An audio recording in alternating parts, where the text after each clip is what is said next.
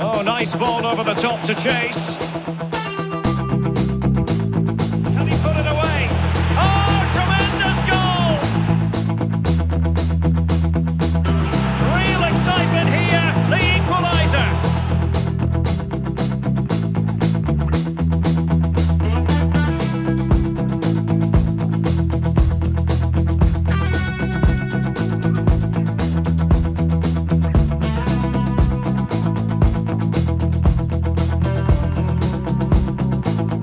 So right now, as I record this in March of 2022, Chelsea Football Club is up for sale.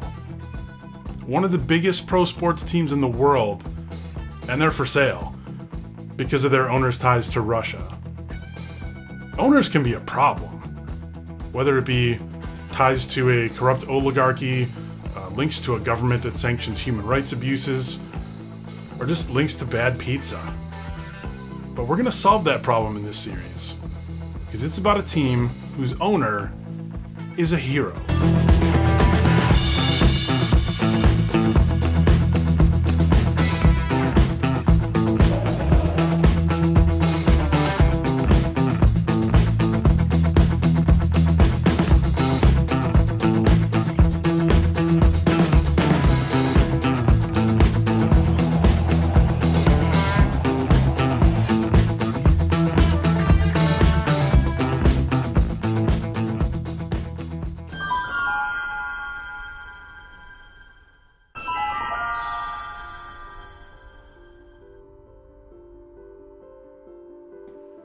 The year is 1993.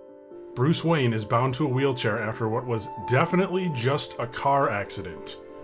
The Gotham billionaire would have been paralyzed for life, if not for the heroic actions of his trusted English butler, Alfred Pennyworth. Confronted with his own mortality and full of gratitude toward Alfred, Bruce is determined to find a unique way to say thanks. Over weeks of rehab, Bruce learns to use his legs again, starting with simple motions like kicking a ball. He begins watching football matches for inspiration. Alfred joins him and recalls fond memories of the game from his youth. This gives Bruce an idea. As soon as he's able to walk, Bruce tells Alfred he needs some time away and jets off to England.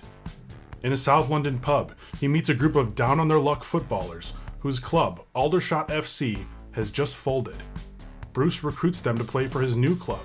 He promises better wages and a brand new pitch. In 1994, Pennyworth FC is officially registered with the English Football Association. Right down the street from that South London pub sits an abandoned mental hospital called Colindale. Soon, the blighted property is the newest asset of Wayne Enterprises, and the buildings are quickly bulldozed. With land now acquired, Bruce knows he'll need the right person to oversee the new construction. He flies to Scotland and gets the best of the best. Later that year, Beagle Bridge welcomes its first crowd. Alfred is thrilled by the gift and quickly becomes involved in all major club decisions. He and Bruce bring in trusted friends Lucius Fox, Barbara Gordon, and Dr. Leslie Tompkins to form a 5-person board of directors. But promotion is slow to come. Instead of spending big on established players, the board reinvests in the club itself, adding a youth academy and modest upgrades to the facilities. Results on the pitch are solid, but unspectacular. However, Pennyworth FC starts getting attention for its attacking style of play and its celebrity ownership. Fast forward to 2019, and the club is rising through the 5th tier of English football, the Vanarama National League. Things are looking ever more promising when suddenly, the unthinkable. Alfred is brutally murdered by a man named Tom King. The tragedy prompts an emotional reaction from the remaining board members. Determined to cement Alfred's legacy, they increase the club's budget and its ambitions. This quickly leads to promotion to the 4th tier of English football, League Two. If you're new to English football, yes, the 4th tier is called League Two. Now, Pennyworth FC is within striking distance of a spot in the world's most prestigious league, the Prem. To ensure this happens, the board has hired a new director of football. But what on earth qualifies me for this lofty position? Well, let's start with my youth soccer career. I don't want to brag, but I did pioneer a defensive tactic known as just kick it out of bounds until the faster kids can get back and help. A lot of teams still using that one today. I've also been in the same room as Pep Guardiola, breathing the very same oxygen as that man. It's got to count for something.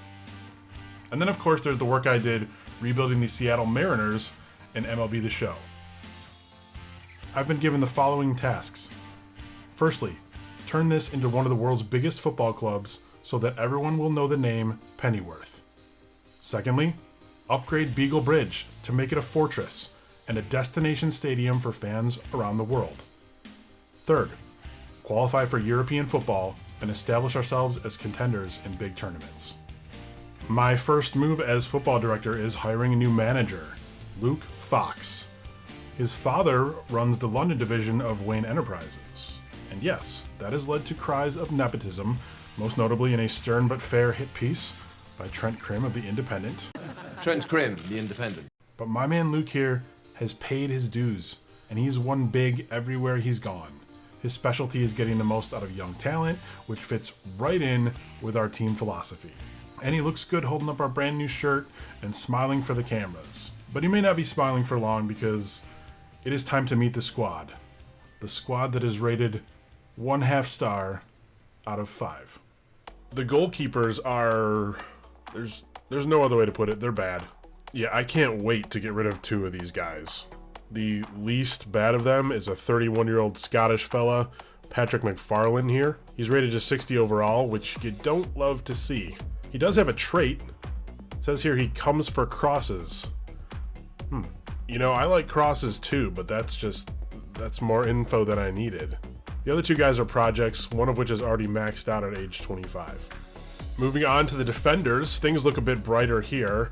You always want good center backs, and we've got 2 solid chaps. Starting with Austin Rigby, whom we shall nickname Eleanor, obviously. He's a 63 overall and captain of the team.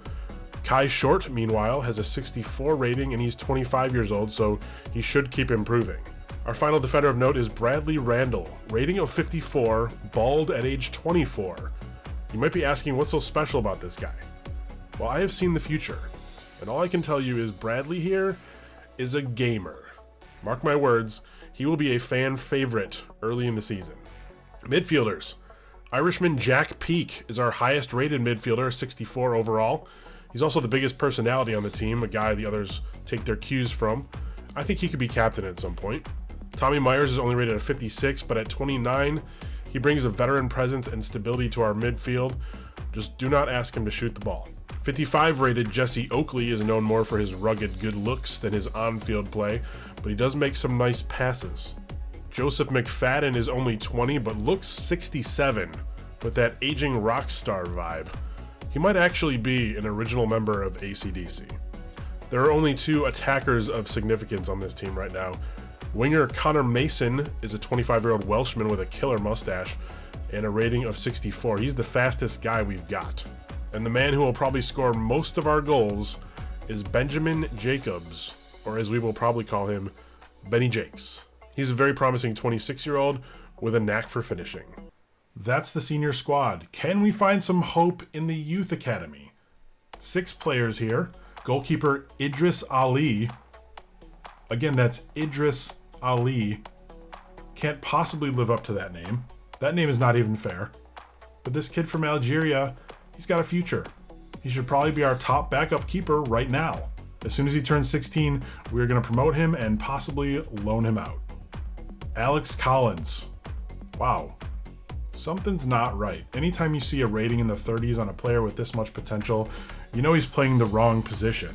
We'll have to figure that out and get this Welshman into the squad as soon as possible. Hernan Montenegro of Mexico might be the most promising player ever to sign for Pennyworth FC. With a rating of just 41, he's got a long way to go, but his talent demands that we give him the time he needs. I have a hunch he too may need a position change. Domingo Miranda is doing everything he can to avoid returning to the political unrest in Venezuela. The 17-year-old midfielder keeps improving, but his biggest challenge will be staying fit. He's already got a reputation for being injury-prone. From Egypt comes midfielder Tamer El Sayed. He's quick and has loads of potential, so we'll keep him in the academy for a couple years and see what's up. And finally, from Switzerland, we have 17-year-old Alessandro Odermatt. At a rating of 58 overall, he seems almost ready to join the senior team. As you can clearly see, we're going to need to get some fresh faces into this squad ASAP. Let's spend some money to bring in one of the rising stars of talent recruitment. The Turkish-Canadian phenom, the mastermind behind the Youngchester FC series that's taken YouTube by storm. He goes by just one name. My name is Gürkan, in case you forgot. It's not that I forgot, I knew you would say it better. Welcome to the club, Gürkan. Nailed it. We're sending you to France, hoping you can find some wonder kids to help us triumph over the competition. Don't bring me back any losers.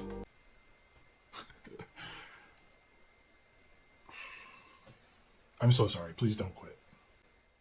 Next episode, we are hitting the road. It's the preseason tournament as we play teams from Sweden, Spain, and Norway. And it goes better than you might think. Plus, more signings. A new goalkeeper joins the squad. And we hire a scout with a controversial past. Episode 2 is already out. So what do you got to lose? Before I go, quick shout outs to a couple of people here. First, the real life Gürkan, whose Youngchester FC series, linked below, has made me aware of the creativity that's possible in this game using mods.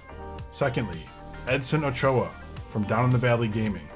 I would be so lost without his tutorial videos on using the aforementioned mods. Our kit numbers would be the wrong color, we'd have logos overlapping other logos, this just wouldn't be a thing. Edson selflessly helps others and asks for nothing in return, and it's just amazing, so thank you, man.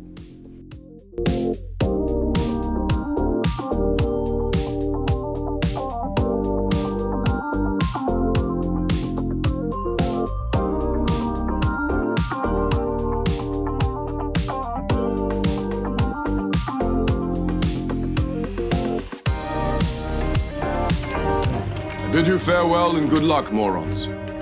Bye.